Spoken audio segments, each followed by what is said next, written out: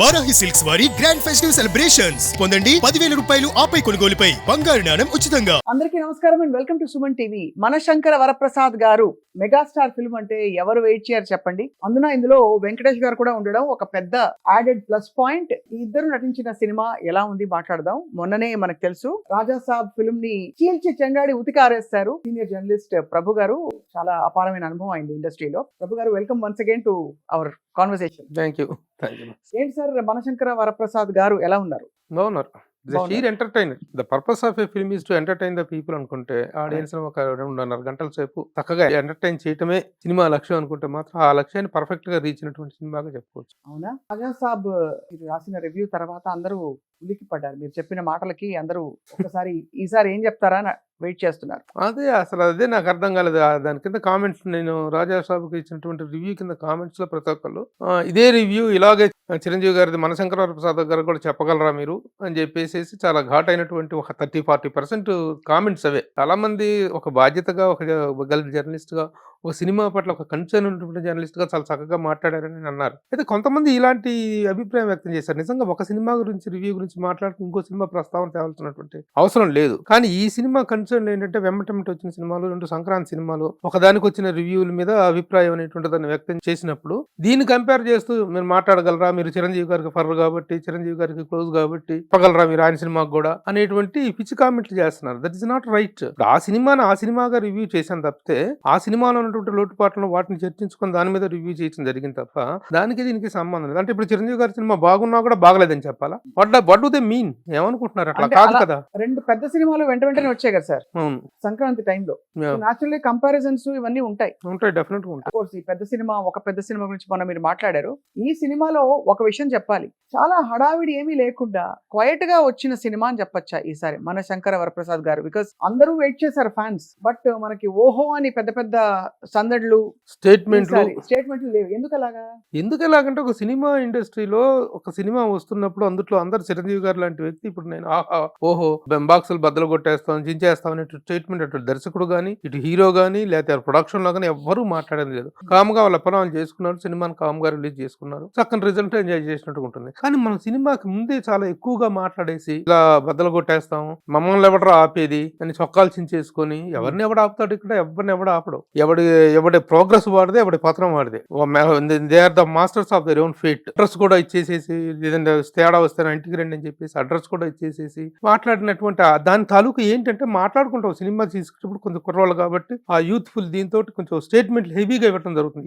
వీళ్ళొక్కలే కాదమ్మా, రాజా సాబ్ కు సంబంధించినటువంటి వాళ్ళే కాదు. ఈ మధ్య కాలంలో చాలా మంది యువ దర్శకులు, హీరోలు స్టేట్మెంట్లు ఇచ్చేస్తున్నారు. విర్రవిగిపోతున్నటువంటి పద్ధతి కనిపిస్తుంది. దానివల్ల ఏమవుతుందంటే సినిమాల మీద విపరీతమైన హైప్ పెరుగుతుంది. హైప్ పెరిగి ఆ హైప్ ని రీచ్ అవ్వలేనటువంటి పరిస్థితి ఏర్పడటంతో ఆ రిజల్ట్ అనేటువంటిది కూడా అలా నెగిటివ్ రిజల్ట్ అనేటువంటిది రావడం జరుగుతుంది. కానీ మనశంకర వరప్రసాద్ గారి సినిమాకు సంబంధించిన వాళ్ళు ఒక సినిమా చేశారు, చక్కగా కష్టపడ్డారు, రిలీజ్ దాకా ఎంత పబ్లిసిటీ అవసరం అంతవరకు పబ్లిసిటీ చేసుకున్నారు, ఎంత మాట్లాడాలో అంతవరకు మాట్లాడారు. కాబట్టి ఆ రిజల్ట్ కూడా అవైటెడ్ రిజల్ట్ అనేటువంటిది, ఎక్స్పెక్టెడ్ రిజల్ట్ అనేటువంటిది నీట్ గా వచ్చింది. చాలా తక్కువ టైంలో ఈ సినిమా నిర్మాణం జరిగినట్టు అనిపిస్తుంది. అంటే ఇప్పుడు జరుగుతున్నటువంటి నిర్మాణ పద్ధతులు, పరిస్థితుల్ని కనుక మనం చూసినట్టు ఒక్కొక్క సినిమా 3 ఏళ్ళు 4 ఏళ్ళు తీయటం ఒక ఫ్యాషన్ అయిపోయింది. ఆ రాజమౌళి గారు ఏ పుణ్యానంటూ ఆ సిస్టమ్ అనేటువంటిది పెట్టారు. ఆయన ఎవడైనా ఫ్లాప్లు ఇవ్వటం ద్వారా నష్టం కలిగిస్తారు ఇండస్ట్రీకి, కానీ సక్సెస్ ఇవ్వటం ద్వారా నష్టం కలిగించిన వ్యక్తి రాజమౌళి గారు. దాన్ని అభినందించాలా ఏమనాలో తెలియదు. ఎందుకంటే ప్రతి ఒక్కళ్ళు కూడా పులిని చూసి నక్కవాత పెట్టుకున్న చందంగా ప్రతి ఒక్కళ్ళు 3-20 సంవత్సరాలు 4-5 సంవత్సరాలు సినిమాలు తీయటమే ఒక ఫ్యాషన్ గా, ఆ విధంగా అంతంత చేసి అన్ని కోట్లు తగలయటమే మేకింగ్ లాగా ఫీల్ అవుతున్నటువంటి సందర్భం ఇది. అలాంటి సమయంలో చిరంజీవి గారు అంటే ఒక పెద్ద మెగాస్టార్ ని పెట్టుకొని, వెంకటేష్ లాంటి ఒక పెద్ద స్టార్ ని పెట్టుకొని, నయనతార లాంటి ఒక బిజీ హీరోయిన్ పెట్టుకొని, ఇంత ప్రొడక్షన్ 6 months లో దాదాపు 125 or 130 days లో చేశారు షూటింగ్. అంత తక్కువ టైంలో సినిమాని లాస్ట్ సంక్రాంతికి వస్తున్నాను తీసేసి పెద్ద సక్సెస్ కొట్టినారు అనిల్ రావిపూడి. నెక్స్ట్ సంక్రాంతి రాకముందే ఇంత పెద్ద సినిమాని డెలివరీ చేయగలిగాడు అంటే టు బి అప్రిషియేటెడ్. అది ప్రొడక్షన్ అంటే. అది ఒక డైరెక్టర్ కి సినిమా పట్ల, మేకింగ్ పట్ల, ఇటు పట్ల ఉన్న కాన్సన్ట్రేషన్ అంటే అది. ఆ విధంగా చేశారు కాబట్టి ఆ సినిమా ఇంత తక్కువ టైంలో నిజంగా చాలా హెల్దీ ప్రొడక్షన్ అని చెప్పుకోవచ్చు. హెల్దీ అంటే ఏమిటి? అంటే తక్కువ టైంలో తీయడం, బడ్జెట్ లిమిటేషన్స్ మెయింటైన్ చేయటం, ఓ సినిమాకి ఒక మార్కెట్ ఉంటుంది, ఒక రేంజ్ ఉంటుంది, ఒక ఇది ఉంటుంది. బట్ సార్ ఇవన్నీ క్రియేటివ్ ఎక్స్ప్రెషన్స్ కదా, ఉమ్. క్రియేటివ్ సెన్సిబిలిటీస్ కదా. ఎంత మనం క్రిటిక్స్ అయినా జర్నలిస్టులు అయినా దాన్ని ఎలా తప్పు పడతాం, ఏ ప్రాతిపదికన తప్పు పడతాం? ఇది కొలమానం అని చెప్పడానికి 100 రోజులు తీస్తే గ్రేట్, 150 రోజులు అయిపోతే నాట్ వెరీ గ్రేట్ అని ఎలా చెప్తాం? Very good question. ఇది ఎందుకంటే ప్రతి ఒక్కళ్ళు ఆలోచించాల్సింది, సమాధానం తమకు తాము ఎత్తుక్కోవాల్సి, సమాధానాలు ఇండస్ట్రీకి కూడా చెప్పాల్సిన అవసరం ఉంది. కానీ ఒకప్పుడు పరిస్థితుల్ని ఇప్పుడు పరిస్థితులను కంపేర్ చేసి, ఆ రోజుల్లో దానవీర సూరకర్ణ లాంటి సినిమా 30 రోజుల్లో తీసేశారు రామారావు గారు, దాసరి నారాయణరావు గారు 25 రోజుల్లో సినిమాలు తీశారు, 11 రోజుల్లో సినిమాలు తీశారు, ఆ రోజుల్లో చెప్పుకున్నటువంటి విషయాలు. కానీ ప్రస్తుత పరిస్థితుల్లో అలాంటి పరిస్థితి లేదు. అలాగని చెప్పి సంవత్సరాల పాటు సినిమాలు తీసేయడం కూడా హెల్దీ కాదు. రైట్. హెల్దీ కాదు. ప్రొడక్షన్ అనేటువంటి దానికి ఒక లిమిటేషన్. సినిమా అనేటువంటిది యాక్చువల్గా చెప్పుకునేది అంటే 6 నెలల్లో బ్యాలెన్స్ షీట్ క్లియర్ అయిపోయేటువంటిది సినిమా మేకింగ్, సినిమా నిర్మాణం, వ్యాపారం. అది అవును. ఆ బౌండరీస్, ఆ లిమిటేషన్స్ దాటి వెళ్ళిపోయి సినిమా మేకింగ్ పట్ల ఏమాత్రం బాధ్యత లేకుండా రోజుకు ఒక షాటు, అర షాటు, ఒక సీను, అర సీను తీసేసి చాలా గొప్పగా తీసేసాం అనేటువంటి ఫీలింగ్స్ తోటి ప్రొడక్షన్ ని డిస్టర్బ్ చేస్తున్నారు, డిస్ట్రాయ్ చేస్తున్నారు. ఆ పరిస్థితుల్ని ప్రశ్నించాల్సిన అవసరం ఉంది. కాబట్టి ఇన్ని రోజుల్లో తీస్తే గొప్ప, ఇన్ని ఎక్కువ రోజులు తీస్తే ఇది అనేటువంటిది కాదు. ఇన్ని రోజుల్లో తీసినప్పటికీ, ఎంత తీసినప్పటికీ కూడాను what is the final output, bullet దిగిందా లేదా, లేదా అది ఇంపార్టెంట్. అదే ఇంపార్టెంట్. అది ఇంపార్టెంట్. ఆ పాయింట్ ఆఫ్ వ్యూ నుంచి ఈ కాంబినేషన్ ఎలా కుదురుతుంది సార్, వెంకటేష్ గారు చిరంజీవి గారు? వెంకటేష్ గారిది అనుకోకుండా వచ్చినటువంటి ఒక గెస్ట్ క్యారెక్టర్, లాస్ట్ 20 minutes లో వచ్చేటువంటి క్యారెక్టర్ అది. అయినా కూడా అది ఒక యాంటిసిపేషన్ ఉంటుంది కదా. వెంకీ గారి ఫ్యాన్స్ ఎంతమంది ఉన్నారు? అవును, యాంటిసిపేషన్ ఉంది. ఆ యాంటిసిపేషన్ ఉంది. అయితే సినిమా అనేటువంటిది ముఖ్యంగా మనశంకర వరప్రసాద్ గారు అనేటువంటి సినిమా గురించే మాట్లాడుకుంటే, వెంకటేష్ ఫైనల్ గా వచ్చినటువంటి ఒక చిన్న గ్లింప్స్ అద్భుతంగా ఉంది ఆ కాంబినేషన్ ఇద్దరిది. ఓవరాల్ గా సినిమా గురించి చెప్పుకుంటే, from the beginning to the end it is a sheer entertainer. సరదాగా ఏ సినిమా, అది ఇందాక నేను చెప్పినట్టుగా సినిమా అనేటువంటిది 2.5 గంటల ప్రేక్షకులకు వినోదాల విందు అనుకుంటే, ఆ విందు అనేటువంటిది ఎంత బాగుంది, ఎంత కన్విన్సింగ్ గా ఉంది, ఎంత లవ్లీగా సాగిపోయింది, ఎలాంటి అబ్సీన్ సీన్స్ కానీ, ఎక్స్పోజర్ కానీ లేకుండా సకుటుంబ సపరివార సమేతంగా కూర్చొని చూడదగినటువంటి చక్కని ఇది. యాక్షన్ ఉంది, సెంటిమెంట్ ఉంది, చైల్డ్ సెంటిమెంట్ ఉంది, క్రైమ్, ఇవన్నీ కలుపుకున్నటువంటి ఒక సినిమాని చక్కగా హ్యాండిల్ చేయడం జరిగింది. అండ్ ఇందులో ముఖ్యంగా అంటే మనకు తెలిసి పాటలు ఎలా ఉన్నాయి సార్? పాటలు తెలుసు కదా, సూపర్ డూపర్ హిట్ అయినటువంటి ముఖ్యంగా మీసాల పిల్ల సాంగ్ తోటి ఒక అద్భుతమైన సెన్సేషన్ రేంజ్ సాంగ్. ఆ పాటకి కవర్ సాంగులు చేయడం లేరు ప్రపంచవ్యాప్తంగా. అన్ని దేశాల్లో నుంచి, అన్ని చోట్ల నుంచి కవర్ సాంగ్ అనేటువంటిది చేయటం చాలా హిట్ అయింది. అలా మిగతా విషయాలు కూడా భీమ్స్ సిసోడియా మ్యూజిక్ చాలా మంచి మ్యూజిక్ ఇచ్చాడు. చాలా ప్లజెంట్ సినిమాగా దాన్ని అన్ని విధాలుగా మ్యూజిక్ పరంగా కానీ అన్ని యాంగిల్స్ లో కూడాను. కథ కూడా పాత కథని పట్టుకుని మళ్ళీ గొప్ప కథ ఏం కాదు. భార్యాభర్తల మధ్య వచ్చే చిన్న ఇది, భార్యగా కూతురుకు సర్ది చెప్పుకోవాల్సినటువంటి తండ్రి వాళ్ళ కాపురంలో చిచ్చు పెట్టి మంట పెట్టేసి. అంటే ఒకప్పుడు ఇలాంటి సినిమాలు బాగా ఆడేవి, బాగా ఇష్టపడి చూసేవాళ్ళు ఎమోషనల్ దీనికోసం.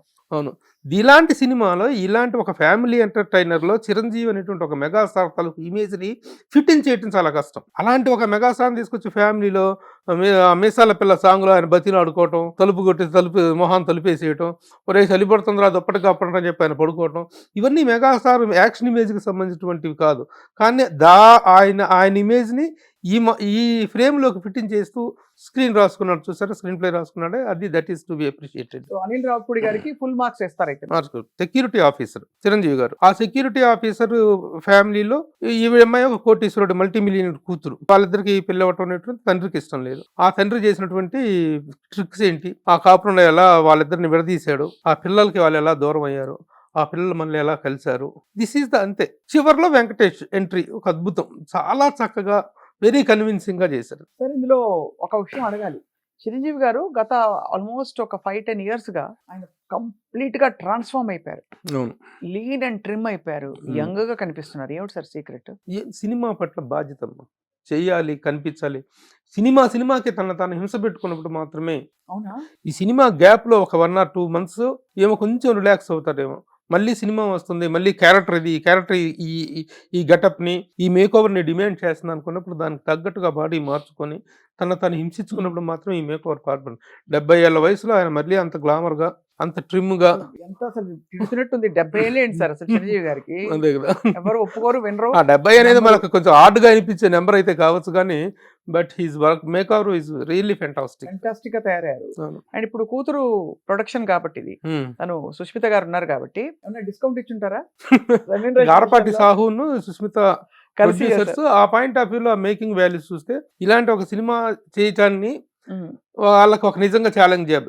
సాహు గార్పట్ ఆల్సో వెరీ యంగ్ ప్రొడ్యూసర్. అలాగే తను ప్రొడక్షన్ లోకి రావటం ఒక కూతురు తండ్రికి ఇచ్చినటువంటి గొప్ప గిఫ్ట్ లాగా చెప్పుకోవచ్చు. అవును. ప్రొడక్షన్ చాలా నీట్ గా చేసుకుంటూ వెళ్ళారు. సో మీ ప్రెడిక్షన్ ఏంటి సార్? మనశంకర్ వరప్రసాద్ గారు ఎన్ని రోజులు మన మధ్య థియేటర్స్ లో కనిపిస్తారు? ఇది సంక్రాంతికి వస్తున్నాం అనేటువంటిది మాత్రం వాళ్ళ స్టేట్మెంట్. సంక్రాంతి మనదేరా అనేటువంటిది మాత్రం వాళ్ళ స్టేట్మెంట్. అందుకు తగ్గట్టుగానే మన శంకర్ వరప్రసాద్ సంక్రాంతికి అద్భుతమైన విజయాన్ని సాధించే సినిమా. Family entertainer, family entertainer, sheer family entertainer. సకుటుంబ సమేతంగా చూస్తే ఎలాంటి అబ్సీన్ సన్నివేశాలు కానీ, ఏ ఎక్స్పోజర్స్ కానీ ఏవీ లేకుండా ఫ్యామిలీతో పిల్లలతో చక్కగా చూడదగినటువంటి ఒక ఎంటర్టైనర్. చిరంజీవి గారికి ఆల్ టుగెదర్ ఇప్పుడు ఎందుకంటే ఈ యాక్షన్ జోనర్లో నుంచి ఆయన బయటికి పడాలి. ప్రతి స్టార్కి యాక్షన్ ఇమేజ్ అనేటువంటిది ఎంత ముఖ్యమో, ఎంత అవసరమో, దానికోసం ఎంత తప్పిస్తారో, మళ్ళీ తర్వాత అప్పుడప్పుడు జస్ట్ ఫర్ రిలీఫ్ అనేటువంటి దానికోసం జస్ట్ పక్కకు వచ్చేసి ఒక లైటర్ వీన్ సబ్జెక్టులు చేయాలి, లైటర్ వీన్ ఎంటర్టైనర్స్లో చేయాలన్నప్పుడు వాళ్ళకి కెరీర్ పరంగా ఏంటంటే ఆ చైన్స్ నుంచి బయటకు వచ్చేటువంటి ఇది ప్రయత్నం. అది ఆ ఇమేజ్ అనేటువంటి చైన్స్ నుంచి బయటకు రావడానికి చేసే ప్రయత్నం, ఆ ప్రయత్నం సక్సెస్ అవుతుంది. ఇది ప్రయత్నం నిజంగా చిరంజీవి గారి ఇమేజ్ మీద, ఆయనకున్నటువంటి మాస్ ఫాలోయింగ్ మీద ఇది ఒక ఎక్స్పెరిమెంట్ అనే చెప్పాలి. ఇప్పుడున్నటువంటి సిచ్యువేషన్లో ఆయన మళ్ళీ ఆ యాక్షన్ జోనర్లో నుంచి ఇలా బయటికి రావటం it's big relief to him and also to the audience. ఆయన సర్వంతరం ఏమంటారు కదా, అలాగా అన్ని జానర్స్ లో సెట్ అయిపోయారు. కామెడీ చేశారు, ఫ్యామిలీ ఎంటర్టైనర్స్ చేశారు. ఒక టైంలో పాత చిరంజీవి గారు అవును మనకి లాయర్ పాత్రలు అవి అభిలాష అలాంటివి చేశారు, ఖైదీల పాత్రలు వేశారు. So I think at side ఉన్న మెగాస్టార్ ఈజ్ ఆల్వేస్ మెగాస్టార్. కానీ సార్ వైండ్ అప్ చేస్తూ ఒక మాట చెప్తాను. నేను రాజాసాబ్ చూశాను సార్, నాకు నచ్చింది. పర్లేదా? అదేంటి నాకు చాలా నచ్చింది. అదేంటి నచ్చను మీకు మీరు తిట్టారు కాబట్టి అదొక కొత్త షానర్, ఒక కొత్త way of looking at cinema and క్రియేటివిటీకి మనం ఇదే కరెక్ట్ అని చెప్పలేం కాబట్టి ఆ మాట అంటున్నాను అంతే. ఆఫ్ కోర్స్ మీకు ఆ సినిమా నచ్చాన్ని ఎవరు కాదంటారు, ఎవరి అభిప్రాయం అనుకుంటది. లోకో భిన్న రుచి అంటారు. అలాంటి సినిమా మళ్ళీ ఇంకొకటి చెప్పాల్సింది ఏంటంటే, మీరు రాజాసాబ్ ప్రస్తావన తెచ్చారు కాబట్టి, సరే దాంట్లో కొన్ని సీన్స్ కొన్ని అవి మళ్ళీ రీఎడిట్ చేయటం, కొన్ని కొత్తగా జాయిన్ చేయటం చేసిన తర్వాత సినిమా చాలా బెటర్ అయిందని టాక్ వచ్చింది. చాలా బెటర్ అయిందని రాత్రి థియేటర్ దగ్గర మా మీడియా ఫ్రెండ్స్ కూడా చెప్తుంటే వినటం జరిగింది. హ్యాపీ, మంచిది కదా. సినిమా అనేటువంటిది ఫ్లరిష్ అవ్వాలమ్మా, సినిమా అనేటువంటి సక్సెస్ అవ్వాలి. ముందుగా ఏదైనా చిన్న పొరపాటు ఆ పొరపాటును సరిదిద్దుకునేటువంటి అవకాశం వచ్చింది అని ఆ సినిమా మళ్ళీ నిర్ణయించినటువంటి షోస్ ద్వారా చాలా చాలా చేంజ్ వచ్చింది. సినిమా మళ్ళీ ఇప్పుడు చాలా వాచబుల్గా తయారైందని చెప్పేసి స్టాక్ వినిపిస్తుంది. అదే కదా అందరం కోరుకునేటువంటిది. ఇండస్ట్రీలో ఏ సినిమా అయినా సక్సెస్ అయితేనే మీరు మాట్లాడగలరు, నేను చెప్పగలను. ఎవరమైనా సినిమా ఇండస్ట్రీ మీద బతుకుతున్న వాళ్ళం, గత 4 దశాబ్దాలుగా సినిమా ఇండస్ట్రీ మీద బతుకుతున్న నాకు ఒక సినిమా గురించి నెగిటివ్ రివ్యూ ఇవ్వాలి అంటే ప్రాణం పోతుంది, చాలా మనసు కష్టం వేస్తుంది. కానీ అలాంటి స్థితిలో మళ్ళీ ఒక సినిమాకి ఆ సినిమా మీరు చెప్పినట్టు చేంజ్ చేసిన తర్వాత ఇప్పుడు రాజాసాబ్ చాలా బెటర్ అయింది అనేటువంటి టాక్ వినిపిస్తుంది. చిరంజీవి గారు ఆకాంక్షించింది కూడా అదే కదా. ఆయన మొన్న ఈ ప్రీ రిలీజ్ ఈవెంట్లో, మన శంకర్ వరప్రసాద్ గారు ప్రీ రిలీజ్ ఈవెంట్లో ఆయన ఫస్ట్ మాట్లాడిన మాట అది, సినిమాలన్నీ సక్సెస్ అవ్వాలి. ప్రతి సినిమా అందరినీ పేరు పేరున ప్రస్తావిస్తూ, ప్రతి సినిమాని పేరున హీరో పేరున ప్రస్తావిస్తూ ఆయన మాట్లాడారు. ఈ సంక్రాంతి అందరికీ కావాలి, అందరికీ సంక్రాంతి కావాలి, ఇండస్ట్రీకే సంక్రాంతి కావాలి, గొప్ప సంక్రాంతి కావాలని చెప్పారు.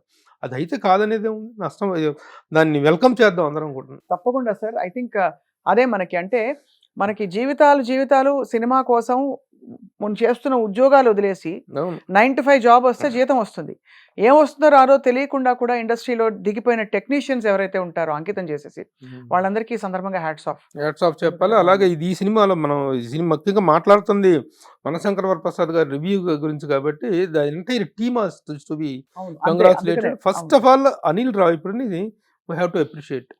Anil Ravipudi is such a wonderful, dynamic and energetic director. అతను ఏ జోనర్లో సినిమా తీసినా సరే దానికి తగినట్టుగా తన స్క్రీన్ రైటింగ్ని, క్రియేటివిటీని మార్చుకుంటూ ఎన్హాన్స్ చేసుకుంటూ వెళ్తున్నాడు. ఇంత షార్ట్ నోటీస్లో ఇంత పెద్ద సినిమా తీయటం first of all to be appreciated. ఖచ్చితంగా అతన్ని అప్రిషియేట్ చేయాలి. తర్వాత మిగతా యూనిట్ మొత్తం కూడా, ఎడిటర్ కానీ the entire unit is to be appreciated and all the best. మీరు అన్నట్టు అందరూ బాగుండాలి, అందులో మనం ఉండాలి అనే కాన్సెప్ట్ ఉంది. అలాగే రాబోయే సినిమాలు కూడాను సంక్రాంతికి ఇంకా చాలా ఇన్ని సినిమాలు సంక్రాంతికి రావటం అనేది చిన్న పెద్ద తేడా లేకుండా తర్వాత రాబోయే చిన్న మంచి హీరోలు వస్తున్నాయి. ప్రతి సినిమా హిట్ అవ్వాలి. ఆ రోజునే మనందరం కూడాను we can enjoy the fruits. తప్పకుండా సార్, మీకు సంక్రాంతి శుభాకాంక్షలు. సుమన్ టీవీ ప్రేక్షకులందరికీ కూడా సంక్రాంతి, అలాగే కనుమ, భోగి, అన్ని పండుగలు బాగా జరుపుకోవాలని చెప్పి కోరుకుంటున్నాం. అలాగే కుటుంబ సమేతంగా అన్ని సినిమాలు చూసి ఆదరిస్తారని చెప్పి కోరుకుంటున్నాం సార్. Thank you. నమస్తే అమ్మా.